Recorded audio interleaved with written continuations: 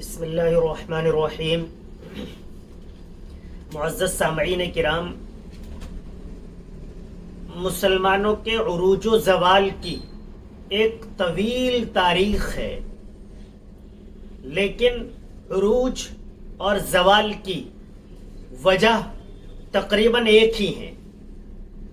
عروج کی وجہ از اول تا آخر، زوال کی وجہ از اول تا آخر، وہ ان میں تقریباً جب آپ تاریخ کا مطالعہ کریں گے، تاریخ کو پڑھیں گے تو تقریباً ایک ہی ہوگی۔ اللہ تبارک و تعالی کے احکامات سے دوری اور دنیا کی محبت، اعمال صالحہ سے بے رغبتی اور اعمال سیئہ سے رغبت، مسلمانوں کا آپسی اتحاد، اور ایک اور اہم وجہ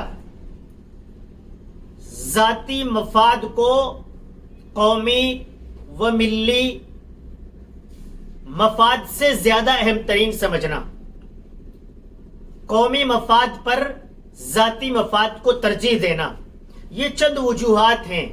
پوری تاریخ اسی پر مشتمل ہے۔ عروج جب ہوا ہے جب اللہ سے قربت ہوئی ہے اور قوم و ملت کے لیے اخلاص دل کے اندر رہا ہے۔ زوال جب ہوا ہے جب اللہ سے دوری ہوئی ہے اور قوم و ملت سے زیادہ خود کو، اپنے خاندان کو اور اپنے لوگوں کو سمجھائے، اپنے مفادات کو سامنے رکھا ہے۔ حضرت عمر فاروق رضی اللہ تعالی عنہ نے حضرت عمر بن العاص رضی اللہ تعالی عنہ کو مصر بھیجا اسکندریہ کو فتح کرنے کے لیے۔ کئی شہر وہاں پر فتح کیے تھے، لیکن اسکندریہ وہاں کا ایک اہم ترین مضبوط قلعہ تھا۔ اس کے چاروں طرف جو محاصرہ کیا ہوا تھا، اس کا دورانیہ طویل ہوتا چلا جا رہا تھا، وہ وقت لمبا ہوتا چلا جا رہا تھا۔ خلیفہ وقت کو یہ وقت کی لمبائی اور یہ زیادہ طول محاصرے کا ہونا یہ تکلیف دہ لگا، تو حضرت عمر فاروق رضی اللہ تعالی عنہ نے حضرت عمر بن العاص رضی اللہ تعالی عنہ کو ایک خط لکھا اور اس میں لکھا کہ آپ کے دل کے اندر دنیا سے محبت بڑھ رہی ہے، جس طریقے پر آپ کا مخالف دنیا سے محبت رکھتا ہے، اسی طریقے پر آپ کی نیت بھی چینج ہو گئی ہے، تبدیل ہو گئی ہے۔ آپ کی نیت کے اندر بھی دنیا کی محبت آ رہی ہے، اخلاص کی کمی آ گئی ہے۔ آپ اس کو دور کریں تو انشاءاللہ تعالی فتح آپ کی ہوگی۔ حضرت عمر بن العاص رضی اللہ تعالی عنہ نے تمام ساتھیوں کو جمع کیا اور وہ خط لفظ بلفظ پڑھ کر تمام لوگوں کو سنایا۔ تمام لوگوں نے اپنی نیت کو صاف کیا، غسل کیا، 2 رکعت نماز نفل پڑھی اور اس کے بعد یک بارگی حملہ کر دیا، اور اللہ تبارک و تعالی نے فتح نصیب فرما دی۔ حضرات صحابہ کرام کے بہت سارے واقعات، حضرات صحابہ کرام نے جو ممالک پر، پورے علاقوں پر بادشاہت کی ہے، امیر المومنین رہے ہیں، حکمراں رہے ہیں، اس کی تاریخ کے اندر کوئی نظیر نہیں ملتی ہے۔ حضرات صحابہ کرام کی اور تابعین کی جو حکمرانی رہی ہے، اس کی دنیا کے اندر کوئی مثال نہیں ملتی ہے، عدل و انصاف کی۔ اور جو آج کے دور میں سب سے زیادہ گھن کی طرح حکومتوں کو کھا رہا ہے، کرپشن، اس کی کوئی جگہ ان کے یہاں موجود نہیں تھی۔ انصاف تو انصاف، چاہے وہ اس کے اندر اپنے بیٹے کو سزا دینی پڑے یا اپنے بھائی کو سزا دینی پڑے، یہ عدل و انصاف، یہ آپسی رواداری، یہ پوری مملکت پر احسان، چاہے وہ کوئی مسلمان ہو، سکھ ہو، عیسائی ہو، غیر مسلم ہو، کسی بھی مذہب کا ماننے والا ہو، تمام کے ساتھ رواداری، یہ حضرات صحابہ کرام نے نمونہ پیش کیا ہے، جو آج پوری دنیا کے لیے ایک مثال بنا ہوا ہے. تاریخ کے اندر دیگر مذاہب کے پیشواؤں نے بھی حکومتیں کی ہیں، لیکن حضرات صحابہ کرام جیسا کوئی حاکم اس دنیا کے اندر نہیں رہا ہے. کیونکہ انہوں نے اللہ تبارک و تعالیٰ کو ایک لمحے کے لیے بھی نہیں بلایا. آج تھوڑے پیسے آ جاتے ہیں، تھوڑا کچھ بن جاتا ہے تو فوراً انسان اللہ کو بھول جاتا ہے، اللہ تبارک و تعالیٰ سے دوری اختیار کر لیتا ہے. آج تھوڑے سے پیسے آتے ہیں تو انہیں صرف اپنے آپ، اپنے بیٹے، اپنے چچا، اپنے بھتیجے، اپنے رشتہ دار، یہی سب لوگ نظر آتے ہیں. اپنا مفاد، مثال کے طور پر کہیں انتخاب ہے تو اسے لگ رہا ہے کہ اگر میں انتخاب میں حصہ نہیں لوں گا تو میری ناک چھوٹی ہو جائے گی اور میں کچھ پیچھے ہٹ جاؤں گا. پوری قوم سمجھ رہی ہے 2 آدمی انتخاب لڑیں گے تو دونوں ہار جائیں گے، تیسرا جیت جائے گا. لیکن ایک آدمی صرف اس لیے انتخاب لڑ رہا ہے کہ نہیں مجھے لڑنا ہے اپنے لیے، قوم کے لیے نہیں. حالانکہ انتخاب میں حصہ لینا یا حکمرانی کرنا یہ اپنے لیے نہیں ہوتا ہے، بلکہ ملک کے لیے ہوتا ہے، ملت کے لیے ہوتا ہے. تو عروج و زوال یہ اللہ تبارک و تعالیٰ کے احکامات کی نافرمانیوں کی وجہ سے ہوتا ہے. حضرت عمر بن العاص رضی اللہ تعالی عنہ جب مصر پہنچے ہیں تو سب سے پہلے سرحدی شہر عریش پر آپ نے وہاں حملہ کیا ہے، اس پر قبضہ کیا ہے، اور پھر اس کے بعد ایک دوسرا شہر بلیس شہر، اس پر آپ نے حملہ کیا ہے، اس پر قبضہ کیا ہے.